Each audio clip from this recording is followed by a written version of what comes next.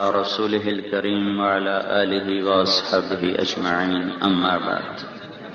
انسان کے دل میں جس کی محبت ہوتی ہے، قدر ہوتی ہے یا عظمت ہوتی ہے تو اس کی طرف خود بھاگتا ہے۔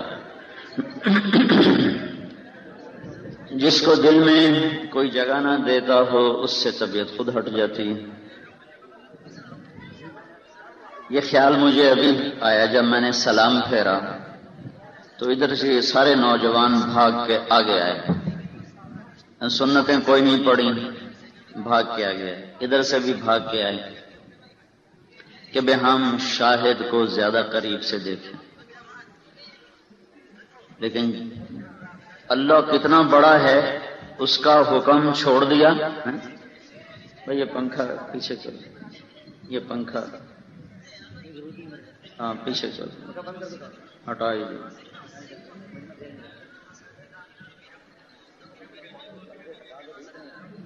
کھینچ کے پیچھے کر دو بس۔ اب تو بیٹھ جاؤ بھائی، اب نظر آ رہا ہے؟ ٹھیک ہے۔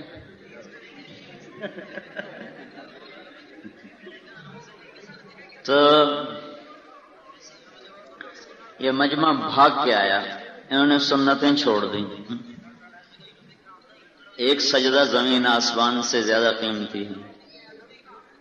شاہد آج کرکٹ اچھی کھیلنا بند کر دے، تم لوگ سلام بھی نہیں کرو گے، دیکھنا تو بس کہو گے تم اس کو انڈے مارو گے، ٹماٹر مارو گے۔ یہ ہوتا ہے جب ٹیم کامیاب ہو کے آتی ہے تو لوگ پھول لے کے کھڑے ہوتے ہیں، جب وہ ہارتے ہیں تو خود بھی اکٹھے نہیں آتے، کوئی کراچی نکل جاتا ہے، کوئی لاہور نکل جاتا ہے، کوئی لندن چلا جاتا ہے، کوئی امریکہ چلا جاتا ہے، کہ ان کو پتا ہے کہ آگے انڈے پڑیں گے اور ٹماٹر پڑیں گے۔ تو چلو مجھے یہ خوشی ہے اس بہانے یہ اتنے نوجوان، یہ بچے سارے مسجد میں آ گئے۔ اللہ نہ کرے میری یہ بات صحیح ہو، غلط ہی ہو، لیکن ایسے ہی بدگمانی ہے کہ بہت سے ایسے ہوں گے جو آج پہلی دفعہ مسجد میں آئے ہوں گے، بے چلو شاہد کو دیکھیں۔ تو میں نے کل بھی کہا بھائی چلو شاہد کی وجہ سے اتنا تو ہوا کہ ہمارے علاقے کے بہت سے نوجوان جنہوں نے کبھی مسجد میں قدم بھی نہیں رکھا تھا وہ بھی مسجد میں آ گئے، کبھی نماز نہیں پڑھی تھی سجدہ دے دیا۔ تو رات میں نے ان سے نماز کا وعدہ لیا وہاں میاں چنو میں، تو مجھے ایک محلے کے ساتھی بتا رہے تھے کہ ہمارے محلے سے جتنے نوجوان گئے تھے سب نے واپس آ کے یہ عہد کیا کہ ہم آج کے بعد کم از کم نماز نہیں چھوڑیں گے۔ انہیں ڈائریاں بنائی ہیں، نام لکھے، کا جو مسجد میں نہیں آئے گا اس کے بغیر حاضری لگائیں۔ تو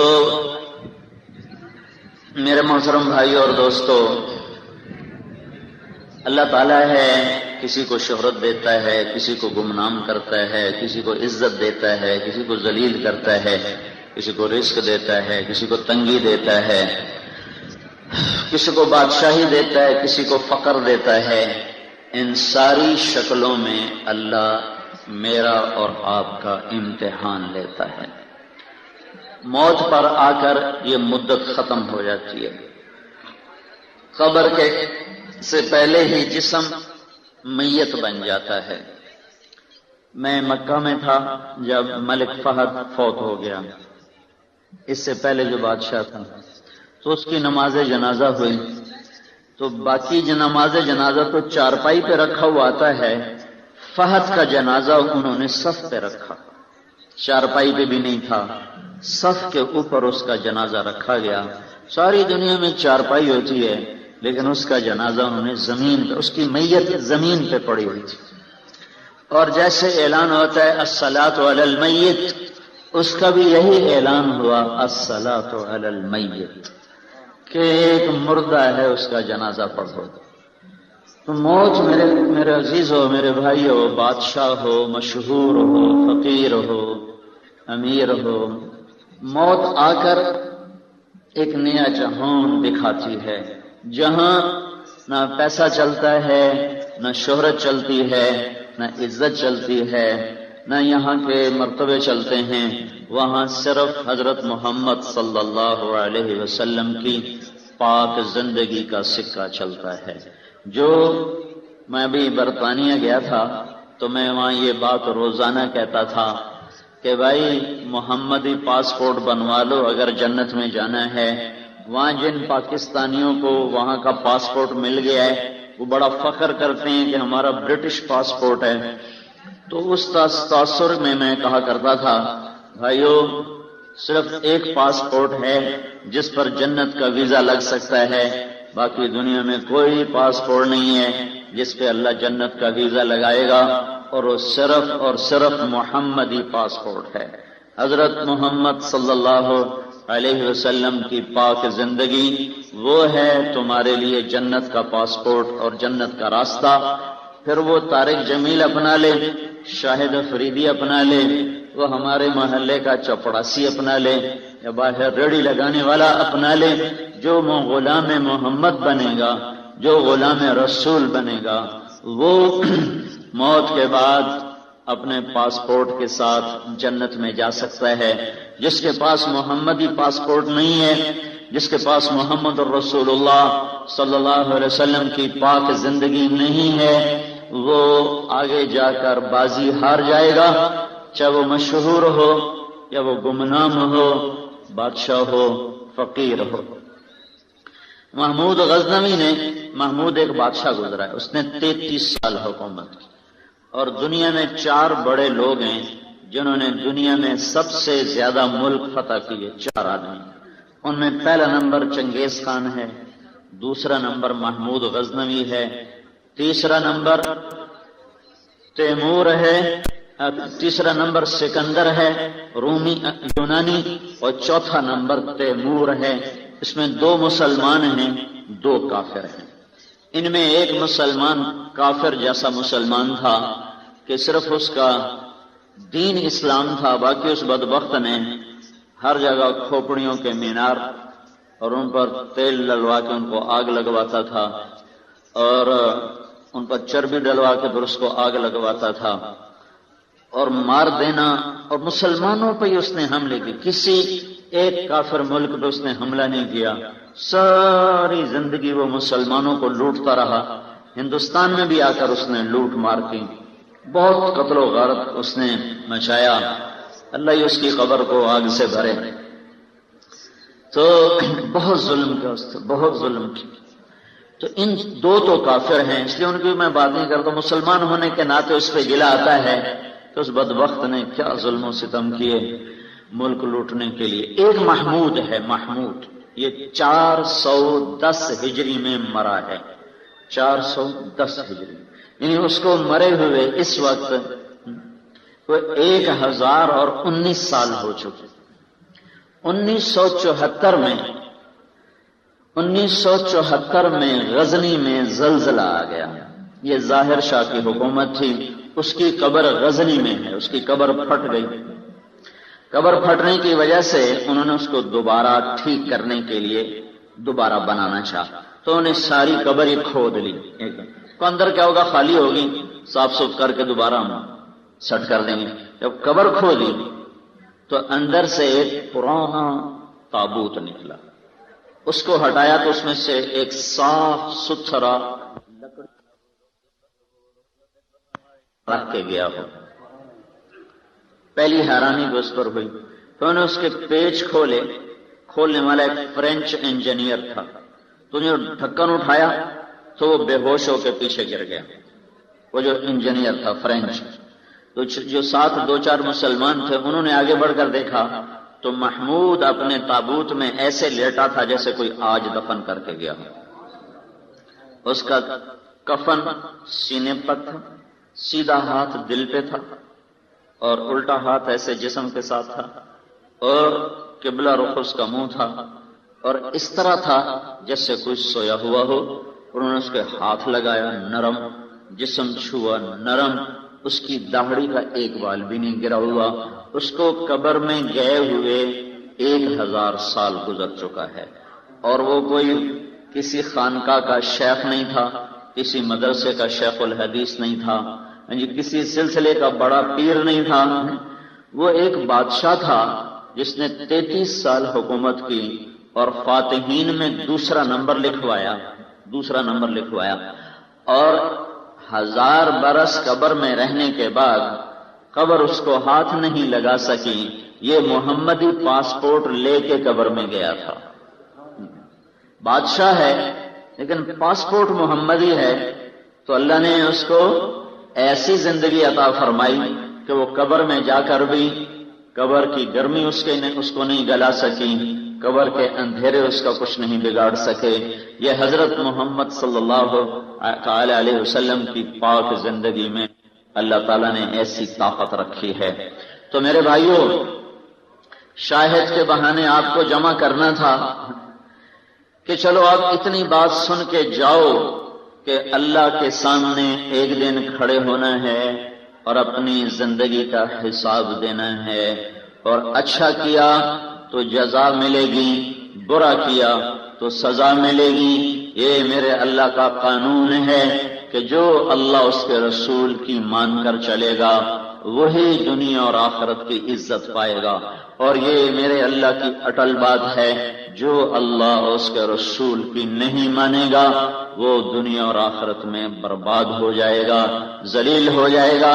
یہ پیغام آپ تک پہنچ جائے، یہ بات آپ کے کانوں پہ دستک دے دے کہ ہاں ہم نے سنا تھا کہ وہ کہہ رہے تھے اللہ کی ماننے والے کامیاب اور اللہ کی نہ ماننے والے ناکام اور ہلاک ہیں. پھر اللہ تعالیٰ نے اس مضمون پر کامیاب اس کس کو کہتے ہیں؟ جو ہمارے ماحول میں جو زمیندار اپنی فصل اچھی کر لے تو کہتا ہے بڑا کامیاب زمیندار. سیاسی ماحول میں جو ایم پی اے بن جائے، ایم این اے بن جائے، آگے وزیر بن جائے، بڑا کامیاب. وزیر اعظم بن جائے، بڑا کامیاب. تعلیم کی لائن میں کوئی ڈاکٹر بن جائے، انجینئر بن جائے، بڑا کامیاب. کھیل کی لائن میں کوئی اچھا کھیلنے والا بن جائے تو بڑا کامیاب. یہ ہے ہماری ساری کامیابی کا مفہوم اور مطلب. میرے بھائیو، ایک مطلب میرے اللہ نے بیان کیا ہے، وہ سن لو. میرے سر میں بہت درد ہے، میں صرف وہ بات کر کے پھر شاہد کو موقع دوں گا، وہ آپ سے بات کرے گا. آپ آئے بھی اس کی بات سننے ہو. یہ بات تم دیکھو کہ اتنے مشہور آدمی کو تلمبے میں کیا چیز لائی ہے. طارق جمیل کوئی بہت بڑا بادشاہ ہے یا بہت بڑا کرکٹ بورڈ کا چیئرمین ہے جس کی خوشامد میں آ گیا ہے، یا کوئی بہت بڑا وہ پاکستان کا سیاسی آدمی ہے. میں تو ایک متوسط درجے کا زمیندار ہوں اور ایک عام مسلمان ہوں، لیکن ایک دین کی نسبت ہے. جب ان لوگوں کے اندر دین کی قدر آئی تو یہ کہاں سے چل کے بائی روڈ کراچی سے یہاں پہنچ گئے ہیں. تو اتنا تو آپ بھی سمجھو کہ دین کتنی ضروری چیز ہے کہ جن آدمیوں کو سکرین پہ دیکھا جائے ان کا تو تکبر انہیں کہیں ٹکنے نہیں دیتا، ان کی گردن میں سلاخیں گھس جاتی، وہ کسی کو خاطر میں نہیں لاتے. تو تم یہ دیکھو، یہ ایک سبق ہے میرے عزیزو، سبق ہے. اللہ کے واسطے میں تمہارے علاقے کا آدمی ہوں، میں تمہیں بار بار سناتا رہتا ہوں. دیکھو، ہاتھ جوڑتا ہوں کہ اللہ کی ماننے والے بنو. پاکستان کا ملک بڑے خوفناک حالات سے گزر رہا ہے اور کوئی حکومت اب تمہیں اس گرداب اور اس بھمر سے نکال نہیں سکتی. کوئی نہیں نکال سکتی، کوئی نہیں نکال سکتی. یہ تو ویسے نااہل لوگ ہیں جو آج کے حکمران ہیں. یہاں اگر عالی دماغ لوگ بھی حکمران بن جائیں تو بھی ہمارے اس بھمر سے نکلنے کی کوئی شکل نہیں، چونکہ نافرمانی کی اتنی کثرت ہے کہ بڑے سے بڑا نیک حکمران بھی ہمیں اب یہاں سے کھینچ کے باہر نہیں لا سکتا. ایک شکل ہے کہ ہم سارے اجتماعی توبہ کریں اور اللہ کو خوش کریں، پھر اللہ راضی ہو اور پھر اپنے ارادے سے ہمیں اس عذاب سے نکالے، ورنہ اور کوئی شکل نہیں ہے. ضرب اللہ مثلا قریۃ کانت آمنۃ مطمئنہ. اللہ نے ایک شہر کا حال سنایا ہے، وہ آیت آج ہمارے اوپر فٹ آتی. ضرب اللہ مثلا قریۃ. میں پاکستان والوں تمہیں ایک شہر کا حال سناؤں تو میں قریتن کی بجائے لگا دیتا ہوں پاکستان. کہ میرے بھائیوں، اللہ کہہ رہا ہے میں تمہیں پاکستان کا حال سنوں. ضرب اللہ مثلا قریتن، یہاں قریتن ہٹا دو، پاکستان لگا دو. اللہ تمہیں کہانی سناتا ہے پاکستان کی. کانت آمنتن، یہ بڑے امن کا ملک تھا، یہاں عزتوں کا احترام تھا، یہاں غیرت تھی، یہاں رشتوں کی قدر تھی. مطمئنہ، یہاں اطمینان تھا، کوئی چوری ڈاکے کا خطرہ نہ تھا، کوئی لوٹ مار کا خطرہ نہ تھا۔ یاتیھا رزقھا رغدا من کل مکان، یہاں رزق بھی بہت تھا، کوئی پوچھنے والا نہیں ہوتا تھا۔ مہمان کو دیکھ کے لوگ خوش ہوتے تھے، اور بوڑھا ہو جوان ہو امیر ہو غریب ہو مہمان کو رحمت سمجھتا تھا۔ ان کا رزق چاروں طرف سے ان کے پاس کھچ کھچ کے آ رہا تھا۔ پھر کیا ہوا؟ فکفرت بانعم اللہ، پھر وہ میرے شکر گزار بننے کی بجائے میرے نافرمان بن گئے۔ کفارت ناشکر ہوئے میری نعمتوں کے، بانعم اللہ پھر میری نعمتوں کے ناشکر ہوئے۔ پھر میں نے کیا کیا؟ فاذاقها اللہ لباس الخوف والجوع، تو پھر میں نے انہیں بھوک اور خوف کا کرتا پہنا دیا ہے، میں نے انہیں خوف کا اور بھوک کا لباس پہنا دیا۔ خوف دل میں ہوتا ہے، اگر پورے جسم میں ہو تو کیا حال ہوگا؟ بھوک معدے میں ہوتی ہے، اگر پورے جسم میں ہو تو کیا حال ہوگا؟ تو میرا اللہ کہتا ہے انہوں نے کیا کیا؟ نافرمانی کی، انہوں نے کیسے ناشکری کی؟ فکفرت بانعم اللہ۔ ایک حدیث اس کے ساتھ میں جوڑ دیتا ہوں تو ساری آیت واضح ہو جائے گی۔ وَضَرَبَ اللَّهُ، اللہ تمہیں مثال دے رہا ہے، مثلا قریتن کی جگہ پاکستان کیسا تھا؟ آمینہ، بڑا امن۔ کیسا تھا؟ مطمئنہ، بڑے اطمینان کی زندگی۔ کیسا اطمینان؟ یاتیھا رزقھا رغدا من کل مکان، چاروں طرف سے رزق آتا تھا۔ فکفرت بانعم اللہ، پھر یہ ناشکر بنے۔ کیسے بنے؟ ایک حدیث جوڑو، اذا اتخذ الفیء دوبلا، کیا ہوا؟ جب حکمران خود حکومت کا خزانہ لوٹنا شروع کر دیں گے۔ جب حکمران سے مراد صرف صدر پاکستان نہیں، کلرک سے لے کر صدر پاکستان تک، جب حکومت کے افراد حکومت کا خزانہ خود لوٹنا شروع کر دیں گے، یہ کام ہوا۔ صرف حکومت بری ہو نا اور عوام اچھے ہوں تو اللہ فیصلے خیر کے کرتا ہے۔ اللہ اس وقت پکڑتا ہے جب عوام بھی بگڑ جائے اور بادشاہ بھی بگڑ جائیں۔ ہمارے بادشاہ، ہمارے حکمران، ہماری فوج، پولیس اور یہ سارے حکومتی اہلکار 10 لاکھ سے زیادہ نہیں، چلو 15 لاکھ لگا، 20 لاکھ لگا، 20 لاکھ سے ہرگز زیادہ نہیں، اور ہمیں 15 کروڑ۔ اگر 20 لاکھ سارے فرعون ہوں اور 14 کروڑ 80 لاکھ صحیح ہوں تو اللہ تعالیٰ تو یہاں آسمان زمین کے برکتوں کے دروازے کھول دے۔ وہ بھی خراب ہیں، ہم بھی خراب ہیں۔ تو اب پہلے حکمرانوں کی بات آئی کہ جب حکمران طبقہ یعنی کلرک بھی حکمران ہے اور سپاہی بھی حکمران ہے، تھانے دار بھی حکمران ہے، ڈی ایس پی بھی حکمران ہے، حکومت الگ الگ، جب یہ خود لوٹنا شروع کریں گے، وز امانت و مغنما۔ اب عوام کی بات آئی، جب لوگ امانتیں خود کھا جائیں گے، امانتیں خود کھا جائیں گے، امانت رکھی جائے گی، ہڑپ کر جائیں گے۔ اگلی والزکات و مغرما، پیسے والے لوگ زکات دینا چھوڑ دیں گے، مالدار لوگ زکات نہیں دیں۔ زمینداروں کو تو پتہ نہیں عشر ہوتا کیا، تو دے کون؟ ہمارے زمینداروں کو پتہ بھی نہیں ہے کہ فصل پہ بھی اللہ نے زکات رکھی ہے، تو دے گا کون؟ والزکات و مغرما، مال والے زکات دینا چھوڑ دیں گے۔ وتعلم لغیر الدین، اور علماء اللہ سے جڑنے کی بجائے بادشاہوں سے جڑنا شروع کر دیں گے، اللہ کے سامنے جھکنے کی بجائے بادشاہوں کی چوکھٹ پہ سجدے شروع کر دیں گے۔ ہر طبقے کی برائی میرا نبی بتاتا جا رہا ہے کہ پھر کیا ہوا؟ پاکستان تو بڑا اچھا تھا، پھر یہ نافرمان ہو، وہ نافرمانی کیسی ہوئی؟ 4 باتیں آ گئیں۔ پھر کیا ہوا؟ وَأَطَاعَ الرَّجُلُ زَوْجَتَهُ، لوگوں نے بیویوں کی فرما برداری شروع کر دی۔ وَعَقَّ أُمَّهُ، اور ماؤں کے نافرمان ہو گئے۔ وَأَدْنَى صَدِيقَهُ، دوست کا استقبال کیا۔ وَأَقْصَى أَبَاهُ، اور باپ کے بدتمیز ہو گئے، باپ کی بےعزتی، دوست کی عزت۔ اور کیا ہوا؟ وَسَادَ الْقَبِيلَةَ فَاسِقُهُمْ، قبیلے کا سردار نافرمان بنا۔ وَكَانَ رَئِيسُ الْقَوْمِ أَرْذَلَهُمْ، نکمے نااہل لوگ حکمران بنے۔ وَأُكْرِمَ الرَّجُلُ مَخَافَةَ شَرِّهِ، ایک دوسرے کو سلام بھی کر رہے ہیں اور اندر میں بغض بھی چھپا ہوا ہے، ایک دوسرے کی نفرت بھی ہے اور سلام بھی کر رہے ہیں، ہنس بھی رہے ہیں، جناب کیا حال ہے، والے ٹھیک ہو، اندر میں نفرت چھپی ہوئی۔ اور کیا ہوا؟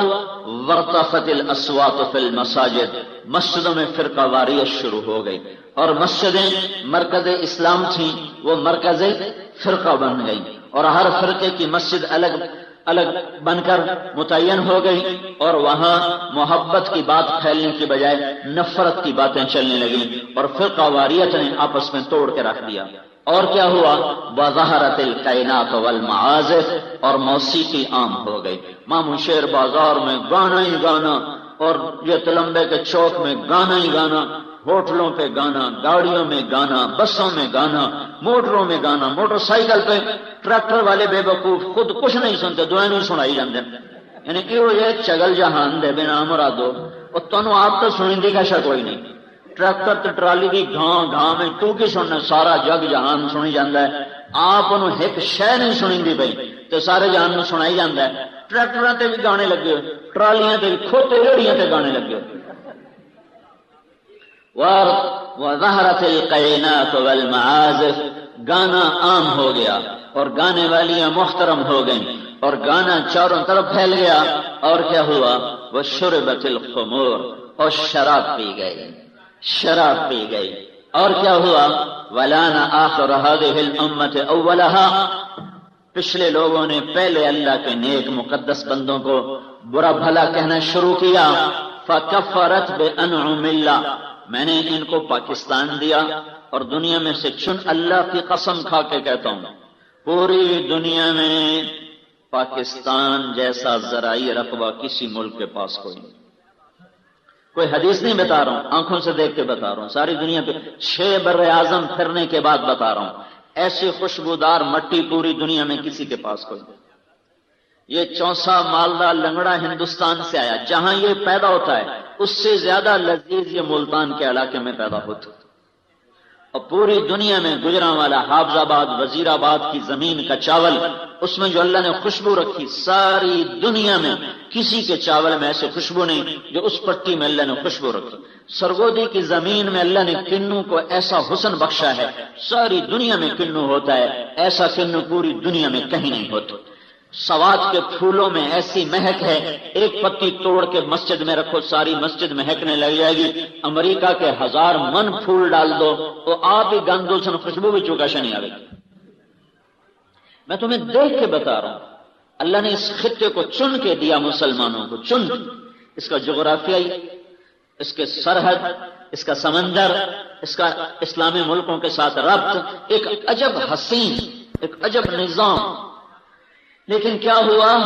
دوبارہ سنو، حکمرانوں نے پیسہ خود کھایا، امانت دار امانت کھا گئے، مالداروں نے زکوٰۃ دینا چھوڑی، علماء نے بادشاہوں سے تعلق بڑھانے شروع کیے، اللہ سے تعلق توڑ دیے۔ اس سے مراد ہر ایک نہیں، سنو، یہ 5 انگلیاں برابر نہیں، ہر ایک نہیں، اکثریت، یہ اکثریت کی بات ہو رہی۔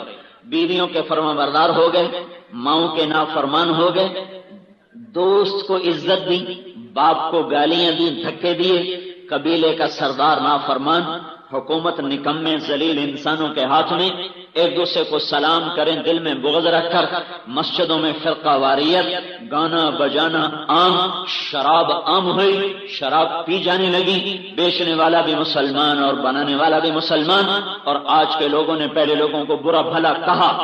یہ سب کچھ پاکستان میں ہو رہا ہے یا نہیں ہو رہا؟ فکفرت بانعم اللہ، میں نے پاکستان دیا، انہوں نے یہ کر دیا، پھر میں نے کیا کیا؟ فاذاقها اللہ، پھر میں نے انہیں مزہ چکھایا، کس کا؟ لباس الخوف، میں نے انہیں بھوک کا لباس پہنا دیا۔ ہمارے بادشاہ بھی ڈرے ہوئے، ہمارے غریب بھی ڈرے ہوئے، دیکھو نا، ہم میں کہتا ہوں حکومتوں کے خلاف جلوس نکالنے چھوڑ دو، ڈرا ہوا تمہیں امن دیکھ سکتا ہے، بھوکا تمہیں روٹی دے سکتا ہے، خوف زدہ تمہارے خوف دور کر سکتا ہے، وہ تو خود بھوکے، وہ خود خوف زدہ، خود بے امن، تمہیں کیسے امن دیں گے؟ اللہ سے جوڑ بٹھاؤ، اللہ سے جوڑ بٹھاؤ، اللہ سے جوڑ بٹھاؤ، وہ ہر جگہ تمہارے ساتھ، تمہاری شارک سے قریب، اس کے وہ ساتھی بنا لو تو نیچے سے لے کر اوپر تک سارے نظام تو اللہ چلاتا اور بناتا ہے۔ ابھی یہ آئے اے میرے نافرمان ہوئے، پھر میں نے انہیں خوف اور بھوک کا لباس پہنا دیا۔ جتنے ہمارے بادشاہ خوف زدہ ہیں اتنے ہم نہیں، جتنے ہمارے افسر خوف زدہ ہیں اتنے ہم نہیں ہیں، جتنے ہمارے وزیر خوف زدہ ہیں اتنے ہم نہیں ہیں۔ تو میرے بھائیوں جو خود ڈرے ہوئے ہوں وہ لوگوں کو کیا امن دیں گے؟ لہذا یہ ایک آیت اس وقت پکار کے کہہ رہی ہے کہ پاکستان والوں توبہ کرو، اللہ کو راضی کرو، ہم آخری بازی کھیل رہے ہیں، یہ بھی ہار گئے تو اس کے بعد ہمارے لیے گنجائش کوئی نہیں ہے خطا کی۔ میرا اللہ قرآن میں بتا رہا ہے میں نے قوموں کو مٹا دیا، کب؟ جب وہ اہل نہ رہے میں نے مٹا دیا۔ تو اس وقت میرے بھائیو دنیا کا سب سے بڑا ویلفیئر کام، دنیا کا سب سے بڑا سوشل کام ہے لوگوں سے توبہ کراؤ، خود توبہ کرو، لوگوں سے توبہ کراؤ۔ کہیں اس غفلت میں کوئی اور نظام چلا تو کوئی بھی اس سے روک نہ سکے گا۔ اس وقت میرے اللہ کی ناراضگی کے آثار ہیں، انہیں اس کو راضی کرنا ہے تو سب طرف سے توجہ ہٹا کر ایک اللہ کی رضا کو حاصل کرنے کے لیے اپنا زور لگاؤ۔ اور لوگوں کے بھی تم سب نوجوان آئے بیٹھے ہو، تمہارے سامنے ہاتھ جوڑتا ہوں، ماں باپ کی نافرمانی سے توبہ کرو، گانے سننے سے، ننگی فلمیں دیکھنے سے۔ آج ساری رات ننگے ناچ دیکھے جاتے ہیں، ننگی فلمیں دیکھی جاتی ہیں۔ مجھے بتاؤ میرے اللہ کا غضب نہ آئے تو کیا آئے؟ یہ تم اسلام آباد میں شیخ عبد القادر جیلانی کو بھی بادشاہ بنا دو تو بھی تلمبے کی تقدیر نہیں پلٹ سکتی۔ تلمبے کا نوجوان ماں باپ کا نافرمان ہو، اذان سن کے مسجد نہ آئے، ماں باپ کو آنکھیں دکھائے، رات کو بیٹھ کے ننگی فلمیں دیکھے، چلتے ہوئے گانے سنے، بازار میں بیٹھ کے جھوٹ بولے، بات پہ گالی دے، وعدہ خلافی کرے اور ایک بول پہ بدل جانا، ایک پاؤں پہ بدل جانا، وہ اپنا کام سمجھے۔ ایسے معاشرے پر میرے بھائیوں جب تک اجتماعی توبہ نہ ہوگی میرے اللہ کی رحمت کے دروازے نہیں کھلیں گے۔ میں منت کرتا رہا، جب تم اکٹھے ہوتے ہو میں خود بھی گنہگار ہوں، میں اپنے آپ کو شامل کر کے کہتا ہوں مجھے بھی توبہ کی ضرورت ہے، تمہیں بھی توبہ کی ضرورت ہے۔ اللہ کے واسطے، اللہ کے رسول کے واسطے توبہ کرو، مسجدیں بھرو اور اپنے بازاروں سے جھوٹ نکالو، ناپ تول کی کمی نکالو، غلط بول نکالو۔ چند بول جھوٹ بول کے 100 200 400 کما لینا یہ ہمیشہ کی ہلاکت اور بربادی کا سامان ہے۔ میرے بھائیو اگر میرے نبی کی دعائیں نہ ہوتی تو ہمارے بازاروں پہ وہ عذاب آتا جو شعیب علیہ السلام کے قوم کے بدماش تاجروں پہ آیا تھا، اور ہماری عوام پہ وہ عذاب آتا جو اللہ نے پہلی قوموں پہ بھیجا تھا۔ دعا دو محمد مصطفیٰ صلی اللہ علیہ وسلم کو جو جاتے جاتے اللہ کو منا گئے۔ میرے بعد میری امت کے ساتھ کیا کرو؟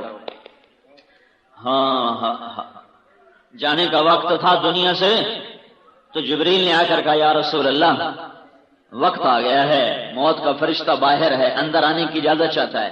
تو آپ نے کہا آنے دو، ان کو کوئی پہچانتا ہی کوئی نہیں، تو یہ ناکامی نہیں، یہ کامیابی نہیں۔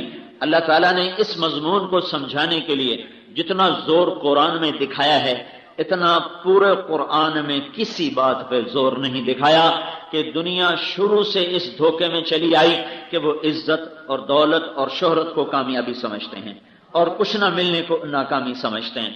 تو چونکہ اس میں بہت لوگ فیل ہوئے اور فیل ہو رہے ہیں اور فیل ہوتے رہیں گے، تو اس مضمون کو اللہ تعالیٰ نے بیان کرنے کے لیے قسم اٹھائی، قسم کا سہارا لیا۔ میرے اللہ کو قسم اٹھانے کی ضرورت کوئی نہیں ہے، وہ کہتا ہے الف لام میم ذالک الکتاب لا ریب فیہ، کہتا میری بات قسم سے بالا تر، شک و شبہ سے بالا تر۔ اس کے بعد اگر اللہ ایک بھی قسم اٹھا دے تو بہت عظیم ہے، 2 اٹھا دے تو اس سے عظیم، 3 اٹھا دے تو اس سے عظیم۔ لیکن سنو میں کیا کہہ رہا ہوں، کون ہے کامیاب، کون ہے ناکام؟ اس پر اللہ نے 7 قسمیں اٹھائی ہیں، 7۔ کتنی بھائی؟ 7 قسمیں، 7۔ اللہ بغیر قسم کے بھی کہہ دیتا، ہمیں اعتبار تھا، پھر اللہ ایک قسم اٹھاتا بات اور وزنی ہو جاتی۔ 7 قسمیں کہ والشمس وضحاها والقمر اذا تلاها والنهار اذا جلاها والليل اذا يغشاها والسماء وما بناها والارض وما طحاها ونفس وما سواها فألهمها فجورها وتقواها۔ یہ 7 قسمیں آگے میرے بندو، تلمبے والو، مجھے سورج اور اس کی روشنی کی قسم، پیچھے آنے والے چاند کی قسم، روشن کرنے والے دن کی قسم، چھا جانے والی رات کی قسم۔ 4 قسمیں، 3 میں اب اپنے آپ کو شامل کیا، آسمان کے بنانے والے کی قسم، زمین کے بنانے والے کی قسم. پھر اللہ میری طرف متوجہ ہوا، اے انسان مجھے تیری جان، مجھے سورج اور اس کی روشنی کی قسم، پیچھے آنے والے چاند کی قسم، روشن کرنے والے دن کی قسم، چھا جانے والی رات کی قسم. 4 قسمیں، 3 میں اب اپنے آپ کو شامل کیا. آسمان کے بنانے والے کی قسم، زمین کے بنانے والے کی قسم. پھر اللہ میری طرف متوجہ ہوا، اے انسان مجھے تیری جان اور تیری جان کے بنانے والے رب کی قسم. اب تو میری سن میں کیا کہہ رہا ہوں. تم انسانی فطرت دیکھو، اگر کوئی آ کر تمہارے سامنے قسمیں اٹھانا شروع کر دے، او بھائی طارق جمیل، اللہ کی قسم، مولا کی قسم، رب کی قسم، قرآن کی قسم، تو تم پریشانی ہو جاؤ گے. میاں گل کی ہے، گالتا 10 اللہ دا بندہ کی آخی جانا ہے، میں نے اعتبار ہے تو گالتا 10 گل کی ہے، تو گالتا کرے کوئی نہ تو قسمہ چاہی جاوے تو کیسا عجب معاملہ ہوگا. تو اللہ نے بات تو بتائی نہیں، بات نہیں بتائی، پہلے شروع ہو گیا. تو لمبے والو، مجھے سورج کی قسم، مجھے چاند کی قسم، مجھے دن کی قسم، مجھے رات کی قسم، مجھے آسمان کی قسم، اس کے رب کی قسم، مجھے زمین کی قسم، اس کے رب کی قسم، مجھے تیری جان کی قسم، اس کے رب کی قسم. یا اللہ گل کی ہے، گالتا 10 ساڑا دماغ چکر کھا گیا. مولا گل کی گالتا 10 تو قسمہ ہی چاہیے نا کہ گل میری ہک ہے. من دساہا، یہ اپنے آپ کو پاک کرو گے تو کامیاب ہو، اور اپنے آپ کو گناہوں میں غلیظ کر کے ڈبو دو گے تو ناکام ہو. ایس گل کے 7 قسم اللہ چاہیے. طارق جمیل کی شہرت کامیابی نہیں ہے، شاہد افریدی کی شہرت کامیابی نہیں ہے. کامیابی کیا ہے؟ سر سے لے کر پاؤں تک قد افلح من زکاہا، اسے پاک کرو تو تم کامیاب. اگر تم نے اسے گندا کر دیا تو تم ناکام. یہ پاک کیسے ہوتا ہے؟ یہ محمد مصطفیٰ کی غلامی سے پاک ہوتا ہے. یہ وجود کب پاک ہوتا ہے؟ جب یہ محمدی سانچے میں ڈھلتا ہے. کپڑا کب پاک ہوتا ہے؟ جب وہ پانی میں جاتا ہے. یہ وجود کب پاک ہوتا ہے؟ جب یہ محمدی سانچے میں ڈھلتا ہے، اندر اور باہر یہ پاک ہو جاتا ہے. یہ کب ناپاک ہوتا ہے؟ جب یہ محمدی سانچے کو توڑتا ہے اور نفس و شیطان کی غلامی میں آتا ہے. نظر ناپاک، کان ناپاک، زبان ناپاک، ہاتھ گندے، پاؤں گندے، ہر طرف غلاظت ہی غلاظت. تو میرے اللہ نے کہا میرے بندو میری سنو والشمس وضحاها. یہ پتہ کیا صورت ہے؟ اللہ کا میرا بندہ مجھے سورج کی قسم، کامیاب وہ ہے جس نے اپنے آپ کو پاک کیا، ناکام وہ ہے جس نے اپنے آپ کو گندا کیا. سمجھو؟ کہتا نہیں میری تو سمجھ کوئی نہیں آیا. پھر اللہ کہتا ہے والقمر اذا تلاها، مجھے اس چاند کی قسم، کامیاب وہ ہے جس تو پاک کیا، ناکام وہ ہے جس نے اسے گندا کیا. ہن سمجھیں؟ نہیں میری سمجھ کوئی نہیں آیا. پھر اللہ کہتا ہے اچھا والنہار اذا جلاها، مجھے دن کی قسم، کامیاب وہ ہے جو پاک ہوا، ناکام وہ ہے جو گناہوں سے گندا ہوا. سمجھو کہ نہیں؟ وہ کہتا واللیل اذا یغشاها، مجھے رات کی قسم، جب وہ چھا جاتی ہے. کامیاب کون ہے؟ جو پاک ہوا. ناکام کون ہے؟ جو گناہوں میں گندا ہوا. سمجھو؟ نہیں اللہ حال بھی سر نہیں لگی. پھر اللہ 5ویں قسم اٹھاتا والسماء بنا وما بناها، مجھے آسمان اور اس کے رب کی قسم. اب سمجھو کہ نہیں؟ حال بھی میری سمجھ نہیں آئی. پھر کہتا والارض وما طحاها، مجھے زمین اور اس کے بچھانے والے کی قسم. کامیاب کون؟ اپنے آپ کو پاک کرنے والا. ناکام کون؟ اپنے آپ کو گندا کرنے والا. سمجھیں؟ نہیں. پھر اللہ آخری قسم اٹھاتا ہے جو بڑے جذبات کی ہے کہ اچھا میرا بندہ مجھے تیری جان کی قسم. اب تو سمجھ، یہ محبت کی آخری شے ہوتی. جب آدمی کسی کی قسم اٹھاتا ہے کہتا مجھے تیری جان کی قسم. تو میرا اللہ کہہ رہا ہے میرے بندے مجھے تیری جان کی قسم، تیرے رب کی قسم. کامیاب کون ہے؟ جو میری مانے اور پاک ہو جائے. ناکام کون ہے؟ جو شیطان کی مانے اور ہلاک ہو جائے. یہ سورۃ والشمس ہے. اور شریعت کا قاعدہ ہے قسم اٹھاؤ تو پھر گواہ کی ضرورت نہیں، گواہ لگ جائیں تو قسم کی ضرورت نہیں. البینۃ علی المدعی والیمین علی من انکر، میرا دعویٰ ہے تو میں گواہ پیش کروں گا، پھر قسم نہیں ہوگی. اور اگر میرے پاس گواہ نہیں ہے تو وہ قسم اٹھائے گا تو پھر گواہی کی ضرورت نہیں ہے. تو یہاں میرے اللہ نے قسمیں بھی اٹھائیں اور گواہ بھی پیش کی، دونوں کام. پہلے قسمیں اٹھائیں والشمس وضحاها والقمر اذا تلاها والنهار اذا جلاها والليل اذا يغشاها والسماء وما بناها والارض وما طحاها ونفس وما سواها. 7 قسمیں. کامیاب کون ہے؟ تو لمبے میں کون کامیاب ہوگا؟ جو اپنے آپ کو پاک کر لے چاہے اسے پڑوسی بھی نہ جانتا ہو. اور ناکام کون ہوگا؟ جو اپنے آپ کو گندا کر لے نافرمانی سے گناہوں سے، چاہے ساری دنیا کا بادشاہ کیوں نہ ہو۔ جب یہ قسموں کے بعد بات تھی تب گواہ کی ضرورت نہیں تھی، پر اللہ نے کہا شاید تمہیں میری قسموں کا اعتبار نہ ہو تو کذبت ثمود بطغواہا، یہ ایک قوم تمہارے سامنے بطور گواہ پیش کرتا ہوں۔ یہ قوم تھی بڑی طاقتور، انہوں نے مجھے ٹھکرایا تھا اور میرے نبی کا حکم توڑا تھا، انہوں نے اس کی اونٹنی کو کاٹ دیا تھا اور ان کا نبی ان کو سمجھاتا رہا، وہ نہ سمجھے۔ اذ انبعث اشقاها فقال لهم رسول الله ناقة الله وسقياها فكذبوه فعقروها فدمدم عليهم ربهم بذنبهم فسواها ولا يخاف عقباها۔ یہ میری گواہی ہے کہ یہ قوم تھی جو اردن میں آباد تھی، تبوک تک آتی تھی، انہوں نے مجھے ٹھکرایا، میرے حکموں کو ٹھکرایا، میرے نبی کو ٹھکرایا، اور میں نے جو اونٹنی معجزے کے طور پہ دی تھی اسے قتل کیا تو میں نے ان پہ عذاب کا کوڑا برسایا اور فرشتے کی چیخ آئی، ان کے کلیجے پھٹ گئے۔ یہ بڑی طاقتور صورت ہے جو پورے قرآن کو حسین انداز میں آپ کے سامنے پیش کر رہی ہے۔ اللہ قسمیں اٹھا کے کہہ رہا ہے سمجھو شہرت کامیابی نہیں ہے، عزت کامیابی نہیں ہے، دولت کامیابی نہیں ہے، گمنامی ناکامی نہیں ہے، اور نہ پہچانا جانا یہ کوئی ناکامی نہیں ہے۔ تم اللہ کو راضی کر گئے تم کامیاب، اور تم نے اللہ کو ناراض کیا تم ناکام۔ بیچ میں ایک جملہ رہ گیا، وہ بھی بتاتا ہوں، فَأَلْهَمَهَا فُجُورَهَا وَتَقْوَاهَا، میں نے تیرے اندر برائی کا بھی الہام کیا، اچھائی کا بھی کیا۔ اللہ تعالیٰ نے ہمیں مٹی سے بنایا ہے، مٹی کی صفت ہے کہ اس میں گندی جھاڑیاں خود پیدا ہوتی ہیں اور اس میں اچھی جھاڑیوں کو، اچھی فصل کو پیدا کرنا پڑتا ہے۔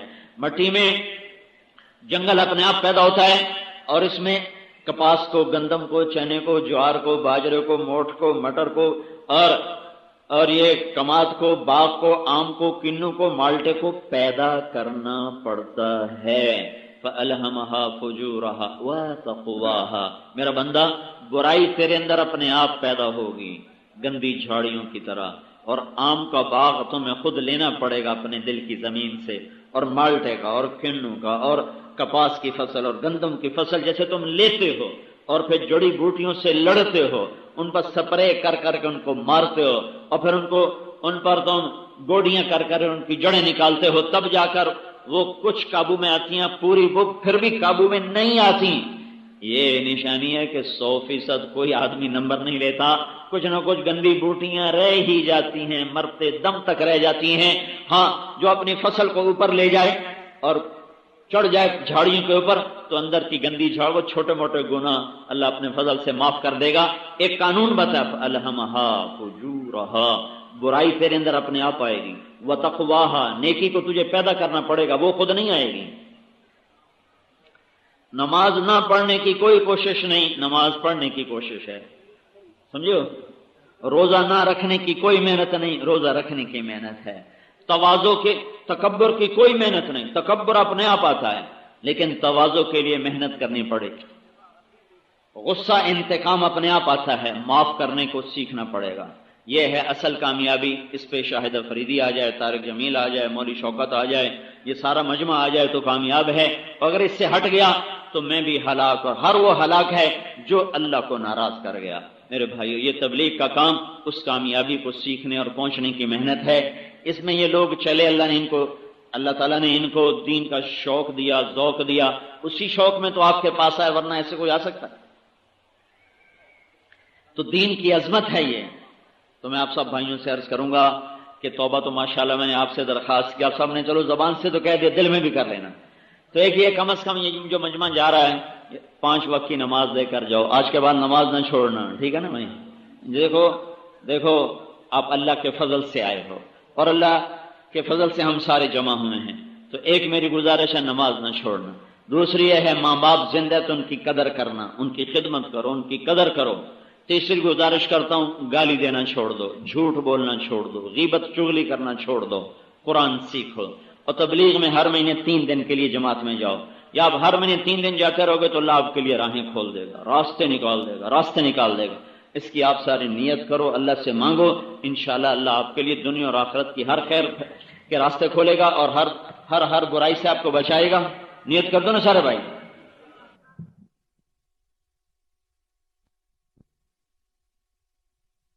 حضرت مولانا طارق جمیل صاحب دامت برکاتہم بیان فرما رہے تھے۔ موضوع تھا دین کی محنت۔ تیار کردہ پاک ریکارڈنگ، پہلی منزل، کریم سینٹر، صدر، کراچی۔ Phone number 56788123۔ یاد رکھیے فون نمبر 56788123۔ اب مشہور کرکٹر شاہد آفریدی کا بیان سماعت فرمائیے۔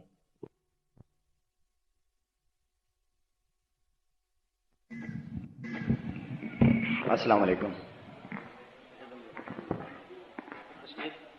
یہاں آنے سے پہلے مولانا صاحب کی طبیعت بہت زیادہ خراب تھی، اللہ صحت دے انہیں، تو مولانا صاحب نے مجھ سے کہا کہ آفریدی تم نے نا میری جگہ بیان کرنا 1 گھنٹے کا کر لو گے؟